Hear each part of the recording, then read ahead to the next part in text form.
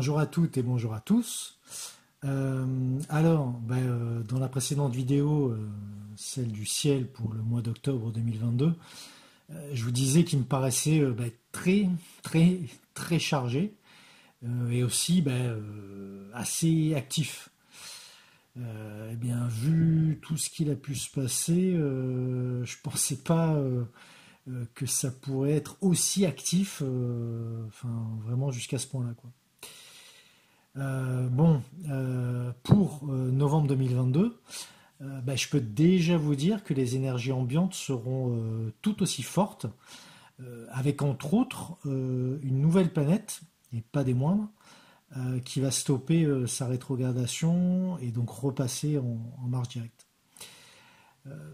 Ça risque donc de pas mal secouer encore, mais on va dire avec un côté un peu plus positif, pouvant nous faire entrevoir de nouvelles perspectives, voire possiblement de l'espoir. Donc, on est parti pour découvrir tout ça, tous les événements astrologiques majeurs. Donc, ça se fera jour après jour. Donc, pour tout le mois de novembre 2022 qui s'annonce. Le 5 novembre, alors le tout premier aspect majeur n'intervient qu'à cette date. Il s'agit d'une opposition entre Vénus et Uranus. Ici, il pourrait être question de fortes tensions assez difficiles à maîtriser, comme une certaine forme de nervosité provoquée par des désirs refoulés, ou un besoin d'indépendance contrarié. Cet aspect contient aussi en lui l'idée d'un élan affectif empêché, mais aussi une certaine versatilité ou potentiellement aussi de la susceptibilité. Le 7 novembre. Alors c'est toujours Vénus qui est sur le devant de la scène, j'ai envie de dire. Et cette fois, elle va se retrouver encore dans un aspect de tension, à savoir un carré avec une autre planète lente, ici Saturne. Cela peut indiquer une forme d'intolérance envers certaines règles, une impatience aussi, ou encore un désenchantement en lien avec des valeurs et un idéal collectif. Pour être encore plus précis, cet aspect peut aussi nous parler tout simplement d'un point de rupture, ou tout simplement de la notion de rupture, et cela à un niveau global, pas du tout individuel, puisque là, nous nous trouvons dans une interprétation en astrologie mondiale, et donc pas du tout sur un thème natal. Le 8 novembre, à cette date, va se produire la pleine lune en taureau, qui s'accompagnera également de la dernière éclipse de l'année 2022. Il s'agira d'une éclipse lunaire, et pour rappel, c'est la deuxième de cette série d'éclipses, puisque nous avons déjà eu également une autre éclipse lunaire en taureau il y a un an environ. Cela pourra nous indiquer que certaines thématiques présentes dans nos vies à cette même époque pourront ressurgir ou bien être actualisées. Plus généralement, une éclipse lunaire dans le signe du taureau peut mettre en lumière ce dont nous ne sommes pas sûrs, les choses et les idées avec lesquelles nous ressentons une certaine incertitude, instabilité, cela pouvant donc en fait activer une sensation de malaise émotionnel. Mais ce processus peut nous permettre au final d'agir afin d'améliorer ou solutionner la situation. Nous devons aussi nous rappeler que durant cette période, Mars aura également entamé sa rétrogradation depuis fin octobre. et que les influences de ce phénomène, couplées à celles de l'éclipse, pourront potentiellement accentuer les frustrations et l'agressivité sous toutes ses formes. Il y a une vraie énergie, on va dire, sauvage, entre guillemets, qui se dégage de cette pleine lune éclipse, car en plus, elle est opposée à Mercure et Vénus en Scorpion, en carré à Saturne, qui lui est en Verseau, et pour finir en conjonction avec Uranus. Tout cela peut donc indiquer des difficultés dans la communication avec la position de ce Mercure, des problématiques relationnelles avec celle de Vénus, mais aussi un sentiment profond d'être contraint ou étouffé avec le carré à Saturne, et aussi l'idée d'un chaos ressenti, mais pas forcément concret, avec Uranus en taureau lui également. Franchement, on va dire que c'est une sacrée configuration astrale que nous avons là, et je me dis que quelque chose de fort, de puissant, de marquant pourrait se produire. Ouvrons l'œil et le bon donc. Le 9 novembre, on va dire que c'est une journée d'opposition qui nous attend avec Uranus comme pivot central. Tout d'abord, on verra se produire une opposition Uranus-Mercure, pouvant indiquer que des mots ou des idées radicales pourront être formulées de manière bien trop rapide. Ensuite, on notera que c'est le Soleil qui viendra s'opposer à Uranus pour délivrer, on va dire, un élan inconstant ou des énergies assez imprévisibles et assez peu fiables aussi, peu durables également au final. Le 10 novembre. Alors ici, le trigone entre Vénus en Scorpion et Neptune en Poisson va se révéler être un petit moment suspendu, un peu à part en fait, où l'on sera potentiellement enclin à aller vers des désirs, des besoins d'onirisme ou aussi une certaine forme de liberté dans tout ce que nous vivons à un niveau émotionnel. Tout cela pouvant être exacerbé par le fait de vouloir échapper à certains éléments du réel qui nous empêchent ou que l'on n'arrive pas à faire fonctionner comme on le voudrait. Le 11 novembre. Alors, aujourd'hui, le Soleil et Saturne vont se retrouver en quadrature. Cela pourrait encore alourdir, on va dire, la situation générale, en nous donnant la désagréable impression que certaines règles ou des poids que l'on essaierait de faire peser sur nous pourraient potentiellement nous inhiber, nous affaiblir ou nous pousser au pessimisme. Le 12 novembre, avec le trigone qui unit Mercure à Neptune, on pourrait accueillir des influences positives ainsi qu'une intuition plus développée qu'à l'accoutumée, afin tout simplement de mieux comprendre, analyser et discerner les illusions et le chaos dans lequel nous sommes actuellement plongés. Le 13 novembre, ici, on notera la formation d'un sextile qui implique Vénus et Pluton. C'est un aspect qui va pouvoir donner l'occasion à des désirs profonds, des passions même, de s'exprimer très concrètement et très facilement surtout. On peut vraiment parler de libération d'aspirations intimes ou encore de désirs cachés, refoulés. Le 15 novembre. Cette journée sera celle des trigones, on va dire. En premier lieu, entre le Soleil et Neptune, et par la suite entre Vénus et Jupiter.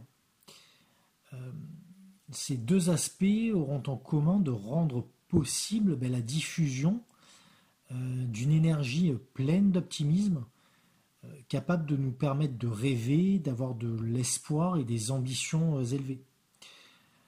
Ces différentes énergies apporteront une impression, un sentiment justifié même, que tout peut être possible et aisé à mettre en place ou à atteindre. Mais en parallèle, il faudra aussi prendre en compte l'aspect de sextile qui se produit entre Mercure et Pluton. Cette configuration pourrait se révéler assez décisive dans les influences générées par les deux aspects de trigone dont je viens de parler. Avec ce Mercure-Pluton en sextile, on est encouragé à s'exprimer clairement afin, on va dire, de matérialiser nos idées, nos motivations, et cela sans mensonge, dissimulation ou travestissement de la vérité.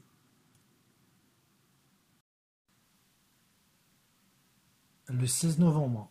Alors aujourd'hui, Vénus quitte sa position d'exil dans le signe du Scorpion pour entrer en Sagittaire.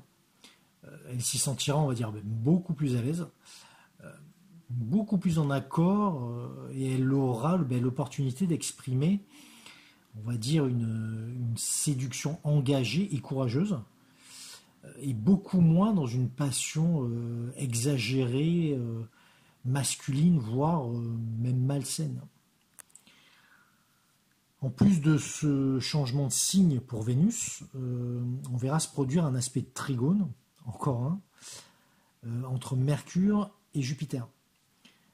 Alors c'est une belle configuration qui va pouvoir en fait nous aider à connecter, à aligner et faire cohabiter harmonieusement la réalité avec de grandes espérances portées collectivement.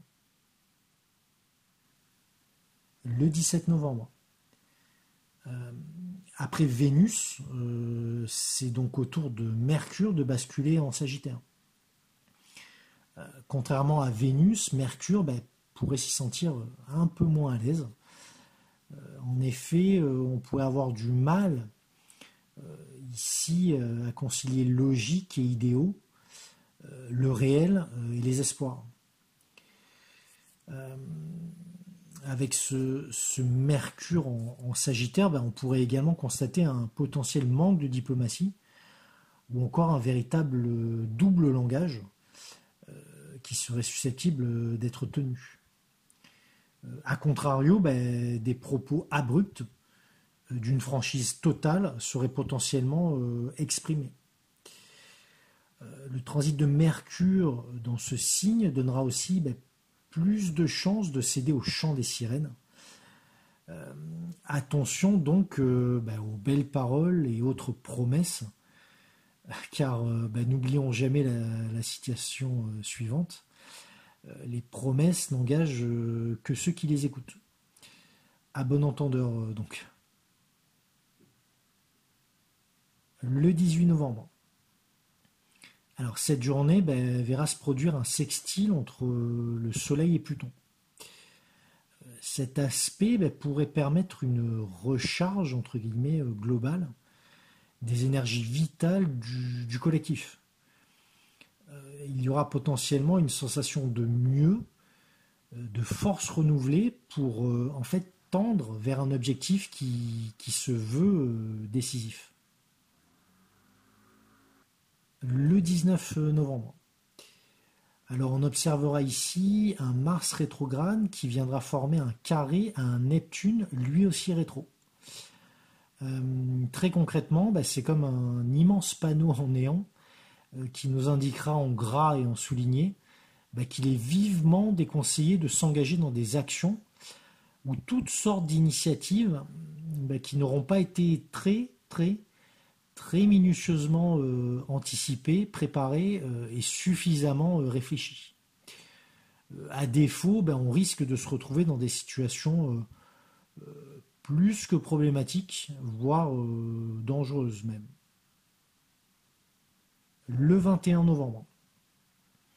ben, on va retrouver une belle mais assez rapide conjonction entre Vénus et Mercure euh, qui fera primer véritablement les passions sur une logique assez incertaine, je dirais même branlante.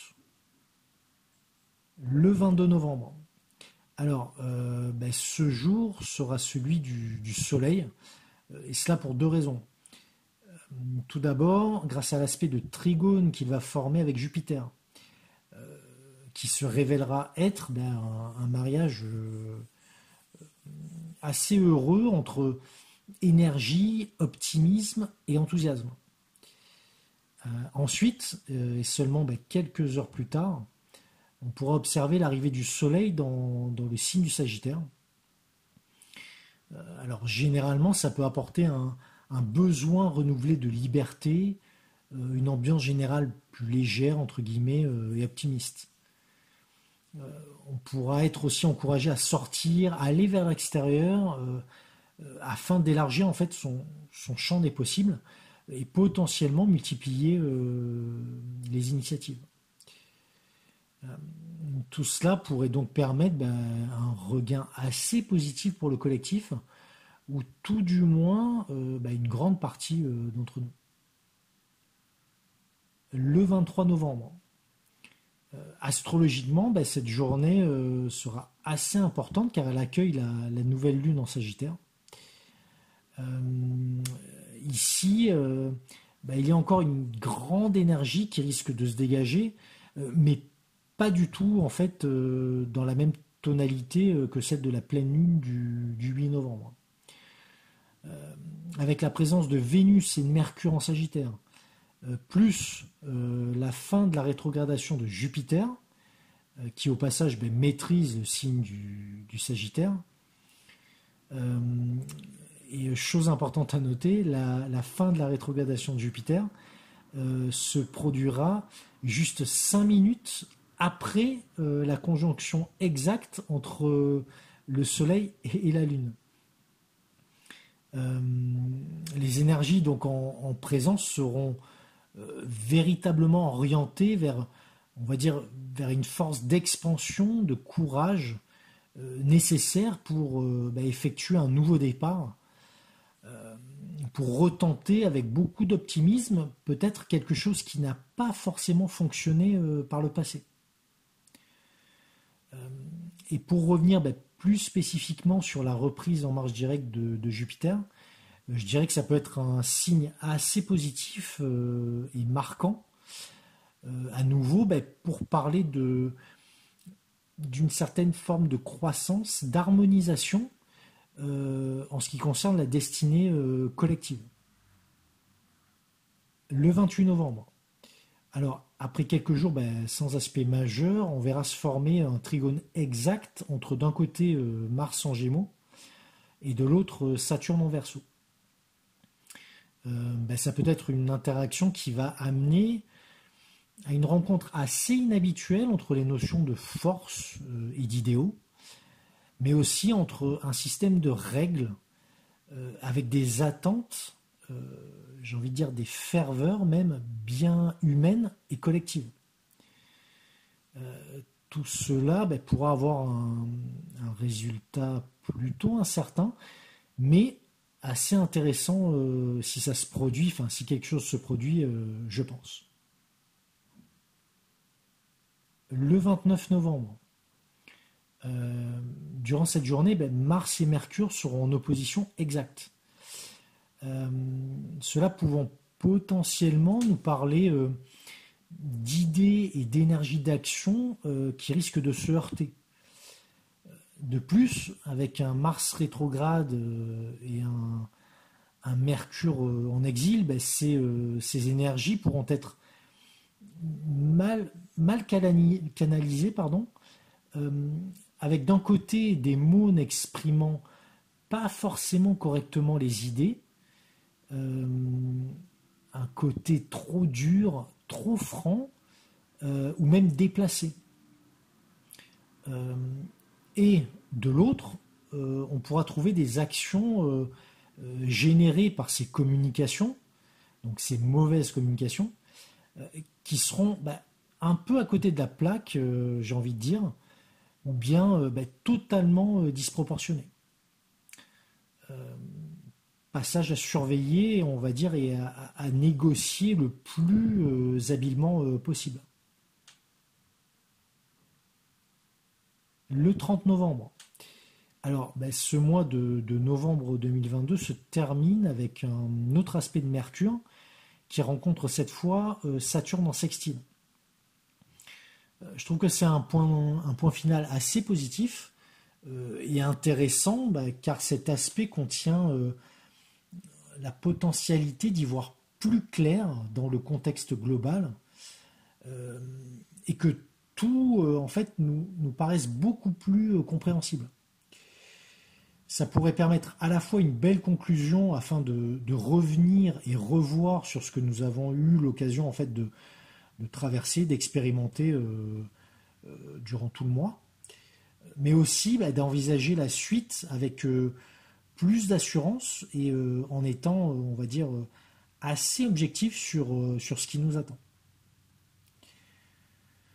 Donc voilà, c'était mon analyse du ciel pour le mois de novembre 2022. Euh, J'espère que ça vous parlera, que ça pourra vous aider à mieux comprendre peut-être ce qui se passe pour vous, ce qui se passe pour nous tous. Je vous dis donc à très vite pour un nouveau ciel ou toute autre capsule. Je vous remercie encore pour votre écoute, pour vos messages et donc à très bientôt. Au revoir.